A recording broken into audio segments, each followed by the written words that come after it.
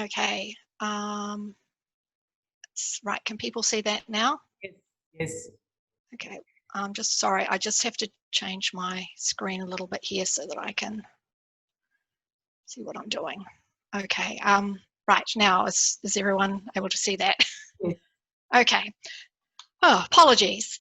All right, technical difficulties. So before I get started, I'd like to obviously thank the New Zealand Food Safety Science and Research Centre for inviting me to present today. And more importantly, for the funding the pilot project that I'm going to tell you about.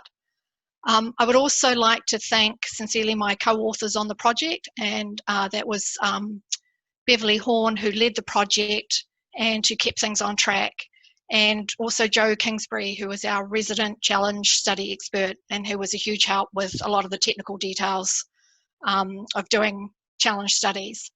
I'd also like to thank Rob Lake, who leads our team, for his wisdom and his support and his advice. And last but not least, I'd like to thank the stakeholders that we interviewed during the project. We greatly appreciate your insight and your input.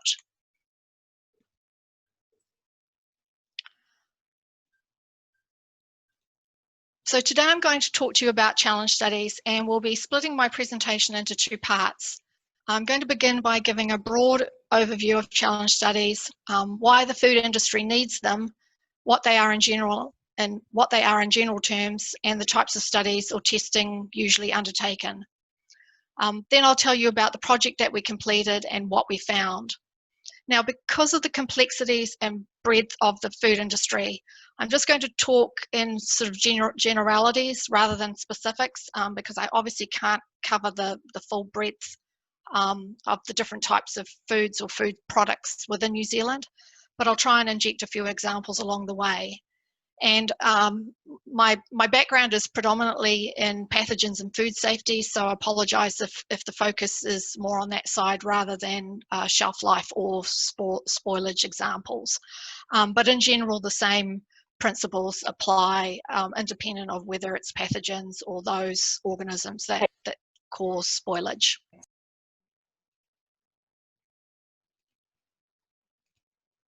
Whoops. Oops. Go backwards. Okay. As you know, microorganisms are all around us. The majority of food, however, is not designed or meant to be sterile, but it can serve as a really good petri dish for microorganisms to grow in or grow on. Those microorganisms that grow on or within food may affect the appearance, the shelf life, or safety of the product. Therefore, producers need to control the microorganisms within the food, and particularly throughout the life of the product. Knowing what microorganisms are potentially going to be a problem and what is needed to control them is the basis of a well-designed and implemented quality assurance program. Sometimes outbreak epidemiology or other evidence might suggest that there's a problem with a particular food product or food type that needs further investigation.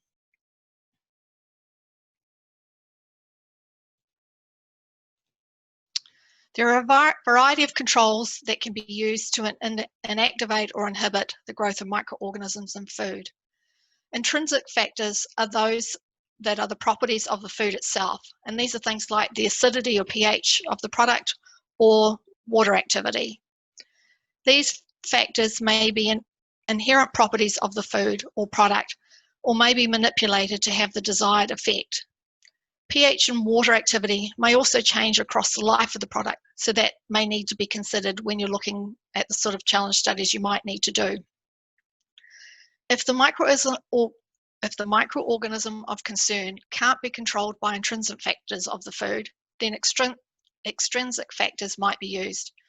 You'll all be aware of pasteurization, a combination of temperature and time, and that's the most common control process used within the food and beverage industry.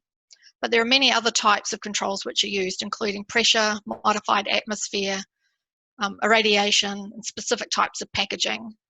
And extrinsic factors alone or in combination with other control factors might be used to have the desired effect in controlling microorganisms. And often these factors need to be validated by by challenge studies to establish that they control the microorganisms of concern in a particular food or product.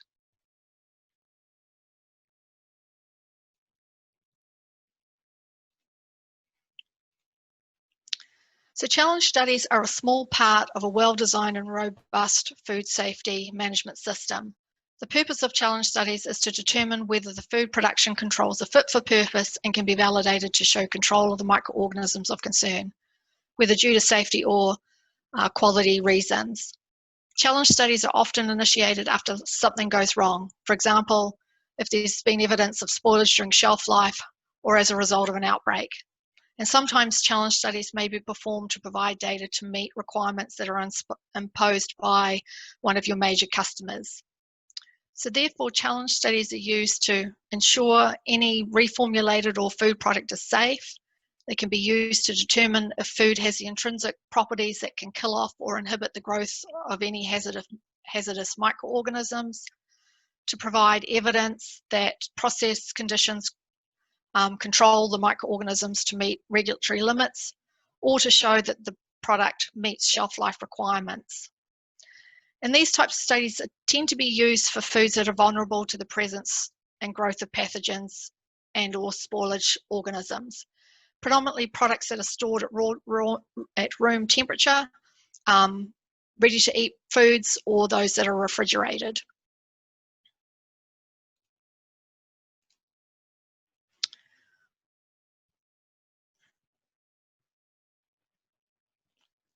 There are many, many different ways of performing challenge studies, and this may seem very confusing when you're starting out. But a critical step is that the studies need to be scientifically sound and provide the right type of evidence. What I've provided here isn't an exhaustive list, but what I've tried to do is list the key things that you need to consider in designing a challenge study. Maybe a word of advice is to be careful about taking shortcuts. For example, make sure that study length matches the shelf life if that is the variable that you're interested in. Make sure that you choose the right microorganism. Use standard methods and study designs if they're available for your industry. And try not to make the study design overly complicated or try to investigate too many variables at once. The organism or organisms that you're trying to control will dictate many of the study parameters. For example, if Listeria monocytogenes is the risk organism, then you probably wouldn't want to do implant studies due to the potential risk of contaminating parts of your plant. So depending on the organism, you can use that as guidance for many of the variables that you'll need to be checking.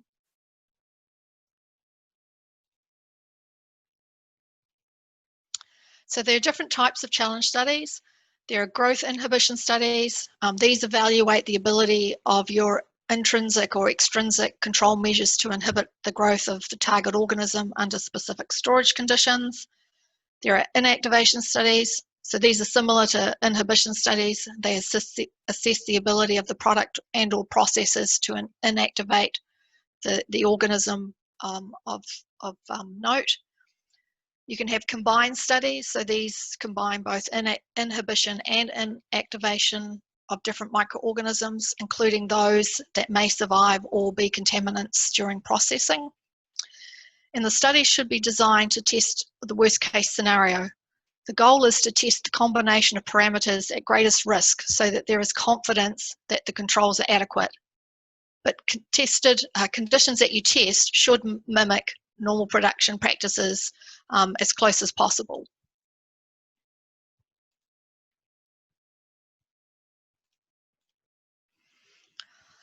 Quite a bit of thought needs to go into the choice of microorganisms that will be used in the studies. Will it be pathogenic strains or perhaps a surrogate? What are the potential implications of choosing either option? Which strains will be used and how many different strains will be tested? And I think you're showing us a different slide there. Oh, sorry. That's it. Oh, no, I'm back. That one. Sorry. Which strains will be used and how many different strains will be tested? Usually a cocktail of strains is used. And so how do you determine which strains go into your cocktail, what growth conditions need to be tested, what will you start the inoculum at, is this appropriate for the level of food or product of interest, and what method of inoculation is going to be used. Does the organism need to be on the surface or inside the food? And is the product packaged? So there's lots of things to think about. And then the sampling. How is it going to be done? How often? Do you need to be taking other measurements of the food at the same time? Do you need to understand what's happening to pH or water activity? Or does the product have indigenous or competitive microflora that you also need to be concerned about? So many things to think about as you're going down the road of thinking about the type of challenge study you might need to do. So where can you go for help? Some food sectors have very good resources and guidance documents around challenge studies, how to perform them, what strains to use. A good example is ready-to-eat foods and listeria. Regulatory authorities may provide some relevant information, but be aware that there'll be different requirements for domestic or international markets depending on where the product is produced and sold. And be aware that challenge studies are often not harmonised, so it can be difficult to extrapolate from them. Studies also may not be published because they contain proprietary or commercially sensitive information. So be aware that the bias that might be out there in the scientific literature could be in areas that are not always relevant to your particular industry. So what I've done is quickly gone through and given you a flying visit of challenge studies in general. Now what I would like to do is move on to the actual project. And so what brought us to propose this project was that in the past, ESI sometimes gets asked to perform microbial challenge studies for clients. And the client will usually know which microorganism it needs to control. But one of the difficulties we often are faced is selecting the particular strains that need to go into the challenge cocktail.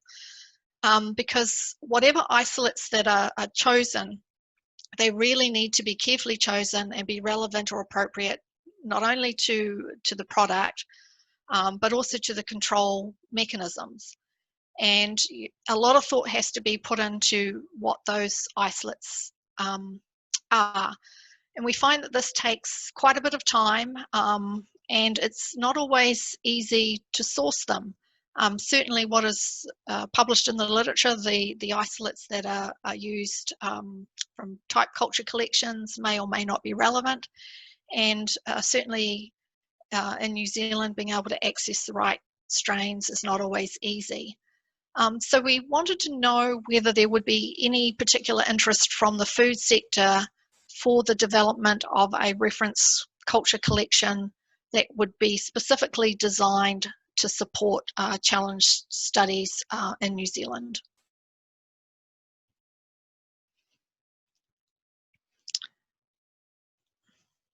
So given what we know about the complexity around challenge studies, we first wanted to get an understanding of the current status of testing in New Zealand. What food sectors perform challenge studies, for what purposes, where are the studies being done, who has the relevant expertise within New Zealand. We also wanted to get some understanding around any broad issues that may pertain to challenge studies. And because selecting and sourcing the right microorganisms, as I mentioned, is really important, we want to explore whether this creation of a reference culture collection that could be used would be useful. And we also wanted to find out what sort of information would need to sit alongside each isolate in the collection to make it useful for challenge testing. So things like growth parameters, the bounds in which that growth will occur, pH, water activity, sensitivity to temperature, those sorts of parameters.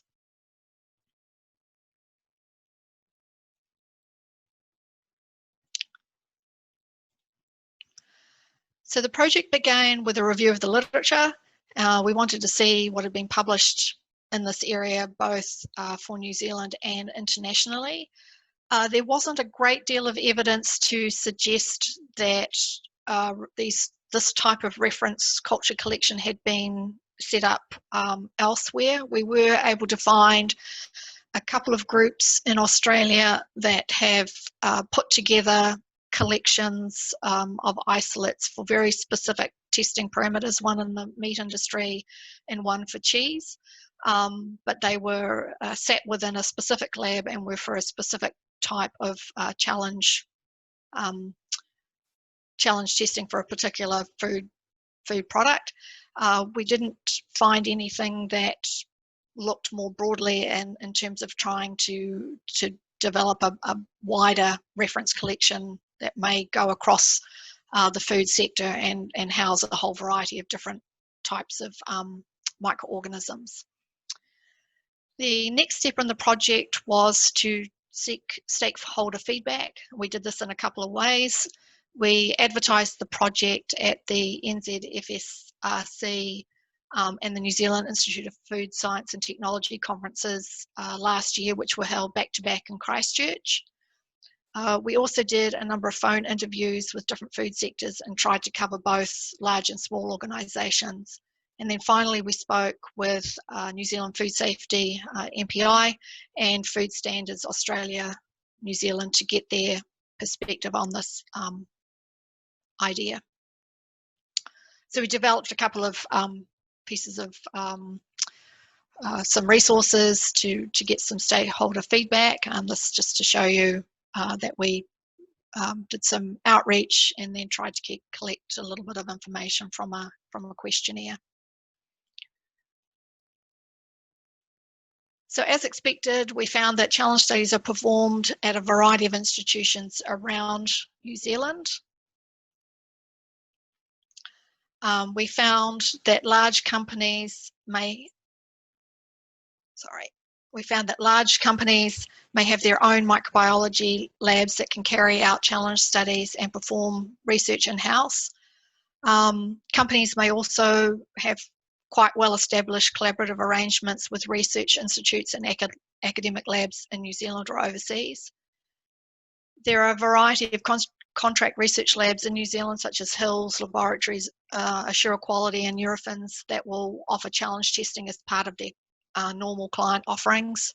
And then likewise, the Crown Research Institutes, including ESR, Plant and Food and Ag Research, along with a number of academic labs throughout the country, can also do challenge studies for clients.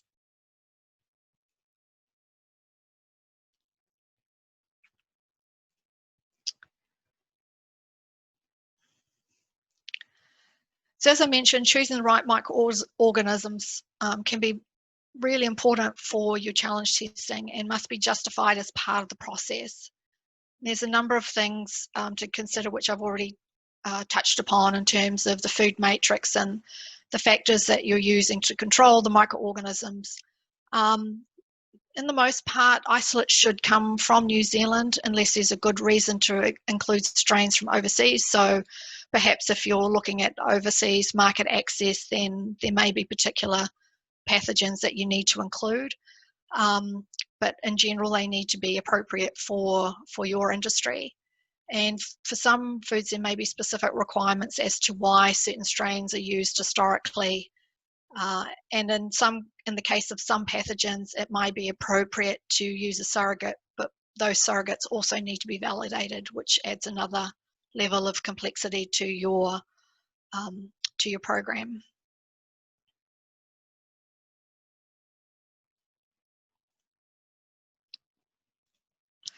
So getting access to the right microorganisms and compiling that right cocktail of isolates.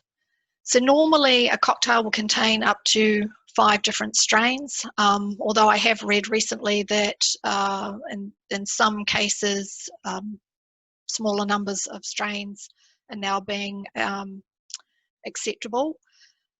They need to represent, in the case of food safety, clinical isolates from the food if available, so outbreak strains, And also you want isolates that can tolerate the extremes of the control measures that you're trying to validate.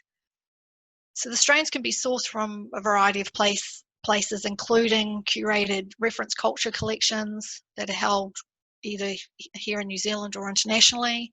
The isolates may come from food products, your own plant, or from collections held by academic or other labs.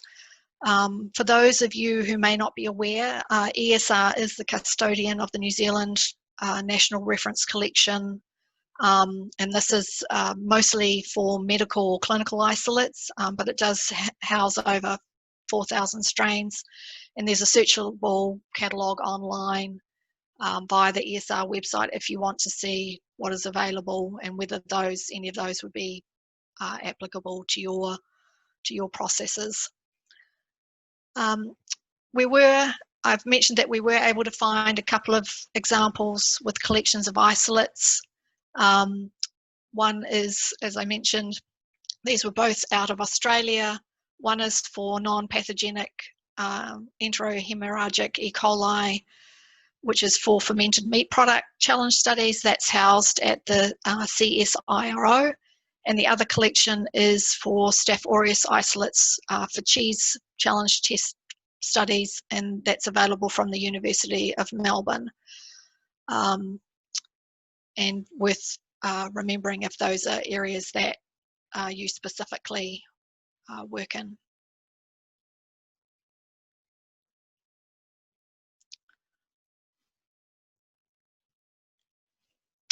So some of the general observations we made from speaking to our stakeholders, we found that the large producers or industries often have in-house labs. They also have well-established relationships with experts and have access to national and sometimes international resources. And they appear to be pretty well equipped to manage most of their needs around challenge testing. With the smaller producers, we've not unsurprisingly found the opposite, that they don't have the same access to resources. They sometimes don't know where to start, and costs associated with doing challenge testing may seem too high. They're more likely to look at alternate ways of being able to do this type of work, such as having a student work for them, but they don't have the resources, obviously, that larger organisations have. What was a common theme across all stakeholders were concerns about proprietary information that might sit along any isolates that were coming from across the sector, and ownership of strains and data. And so this would be something that we would need to be aware of. But the stakeholders generally recognise that there would be benefits in having access to a reference culture collection specifically for challenge studies, because it would give them access to isolates with defined growth characteristics for specific foods, in a similar way that those two collections in Australia do. And the fact that there would be pre-validated background data that sits along each of those isolates, as well as standard protocols and resources, could also be valuable.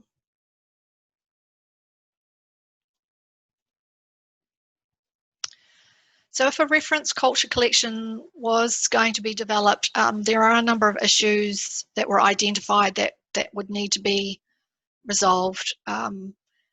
Where would the reference collection be held, and how would it be accessed, and who would be able to access it? Would it be open to the general public? What microorganisms would be included? And then a big one, how would any proprietary or confidential information or data be managed? And how would the reference collection be funded and supported was another concern.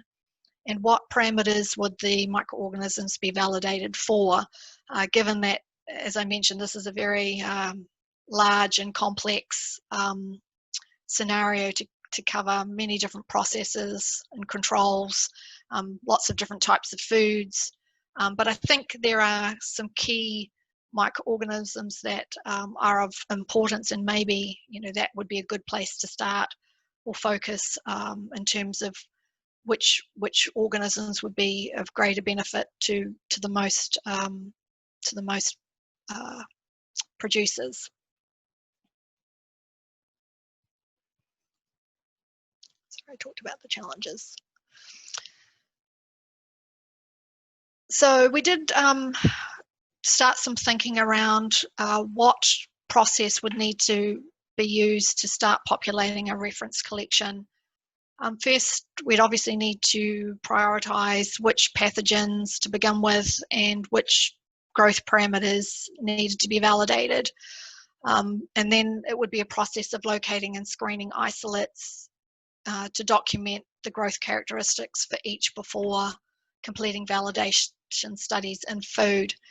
And then the isolates would then be lodged in the collection along with their associated documentation. So the idea being that there would be a catalogue that somebody that was needing to do challenge studies could look up and find a selection of their microorganism of choice, and sitting alongside that isolate would be the information about key growth parameters, the sorts of studies that had been used in, really to provide sort of all the background legwork.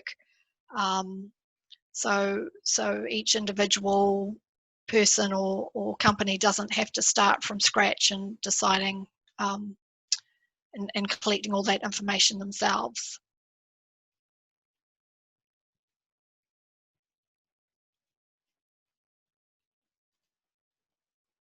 Oops.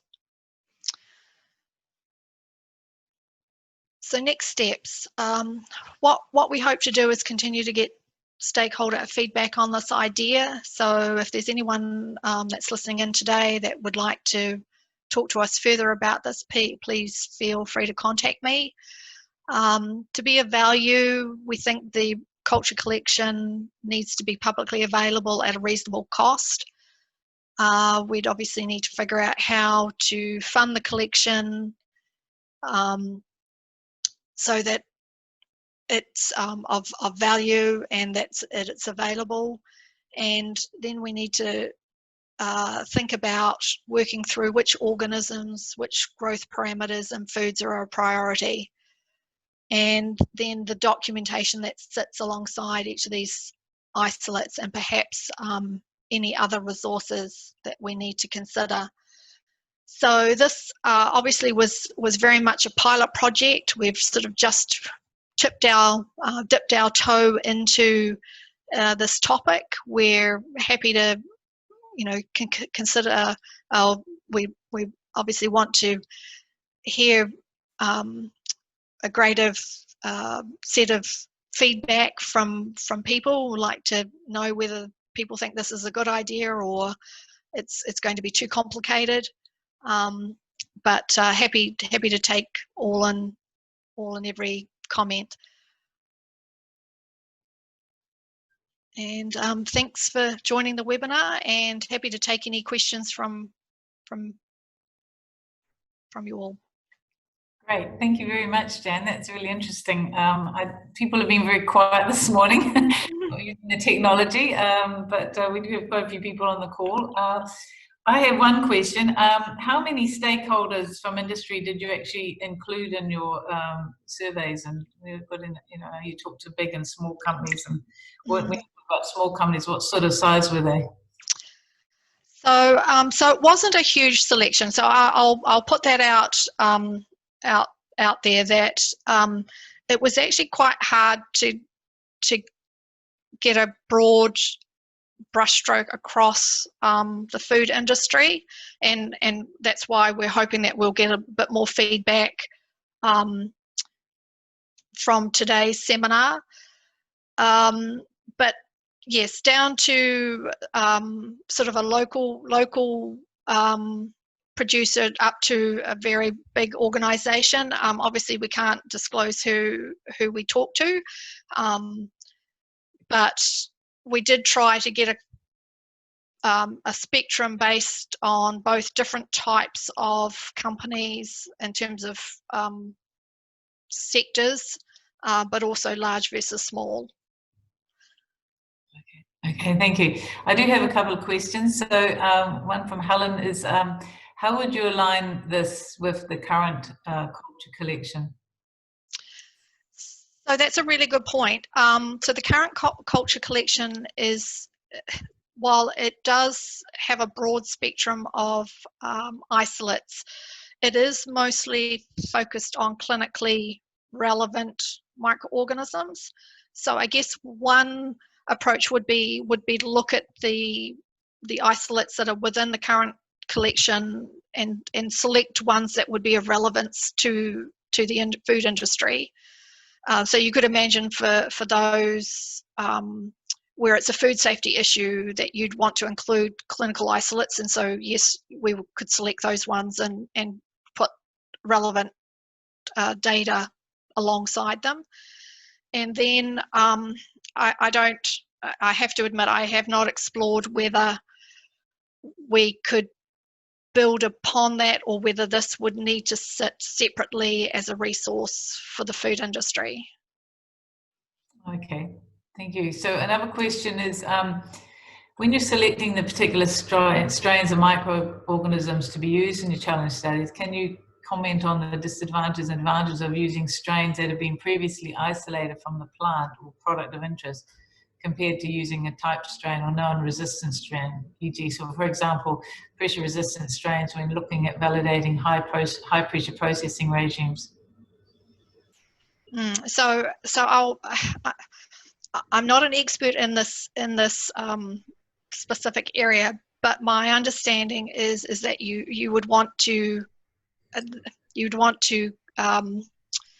look at a spectrum. So if you've got isolates that are coming out of your particular plant, then obviously you would want to try and include some of those in your cocktail. There's always benefit in using isolates that are reported in the literature that, I mean, from my reading, there are always, often particular isolates that get used by many different studies, and so there's value in using those ones because they've been well characterized. But I think, as I mentioned, this is where it's difficult, right? It's making that decision of what are the specific isolates you need to include, and you want to be, as I mentioned, testing that worst case scenario. Okay, no, thank you. One of the other question is, most challenge studies I have been involved with over the last 25 years have been to compare the efficacy of preservation systems against both pathogenic and spoilage bacteria. Will the information provided for each strain include data on susceptibility to preservatives? So certainly, yes. So I think one of the next phases, if we were to go forward, would be to look at all those different parameters that you might want to have included as criteria for the organisms in the collection. So yes, preservation could be a variable that could be looked at. Okay. Elisa Olsen has said, did you get feedback on how often formal challenge trials are carried out and in what sector? That's, I assume she's meaning when we're talking about the survey you did. Yes. So I think it's very dependent. My sense is that it's very dependent on the industry and what drives whether they need to have challenge studies performed. So okay. Yeah, I'm sorry. I'm answering that very vaguely because it seemed. Is that, I have seen the report, but have you got the details of who the sectors are, or you don't have that? No, I think it was very general in the report, because there was, not concern is not the right word, but we wanted to protect because of the stakeholders that we did talk to. We didn't want to disclose who they were. because we felt we could report the information in a general way. I've got a question from Kathy at CSIRO. She says, wow, setting up an industry culture collection is a mammoth task. This is more of a comment that we would be interested in chatting more. It sounds like your experience in New Zealand, industry in New Zealand is different to those of theirs in Australia. We find that even large companies do not do this in-house and come to us instead. So, that's a potential area of opportunity, talking to from Kathy Moore at CSIRO. Great. Well, it'd be good because they, I think, they have an example of one that we perhaps could get more information about. Exactly. Yeah. No, that sounds really good. Kang Wang from the University of Auckland says, "Thanks for a nice talk, Jan. And is the New Zealand food industry willing to bring live organisms, even surrogates, to the processing plant for a challenge study?" It's a question he has.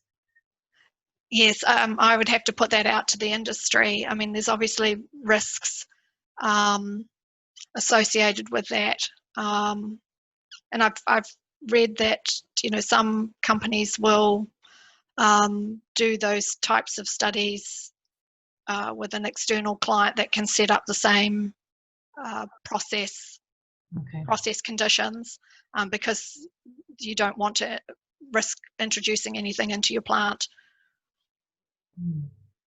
One comment, I'm not quite sure, from Jay Mills is, we do a lot of challenge testing on meat for both shelf life and pathogen survival with our own collection and reference strains obtained from ESR. One thing he's keen on is to explore obtaining the surrogate stem strains from ATCC that are used widely in the US. Land also had a very large collection of microorganisms from plants, but not sure about current status or worth investigating. So these are potential research gaps, I guess. Yes, and I'm sure there's a wealth of isolates around the country that could be accessed. Okay, I don't think there's any more questions coming through, but obviously there seems to be quite a lot of interest. We have probably about 48, 50 people on the call, and a good section from industry there. So as Jan said, if people from industry have interest in this, they can contact Jan or contact us at the Food Safety Science Research Centre. Next week, next seminar, just to let you know, is about food waste. We're going to have Associate Professor Miranda Morosa from the University of Otago talk to us about food waste in Aotearoa, the opportunities and solutions. That'll be on the 31st of July, the last Friday of the month, which is when we have all our seminars. And I'd just like to thank you again, Jan, for a wonderful talk. And sorry to everyone about the technical issues. We did practice, but something didn't quite work out. So hope to have you all engage again on the 31st of July to listen to Miranda Morosa talk about food waste, which given the COVID situation we've just been through, is quite a topical. It's quite a topic of interest to consumers and companies alike. So we need to repurpose food that is wasted. As we all know, 1/3 of food gets wasted every year globally. So we need to look at solutions on this. So it should be an interesting talk. So thank you, everyone, and talk to you again in 4 weeks. And thank you again, Jan. Thank you. Thanks, everyone. Thank you. Bye.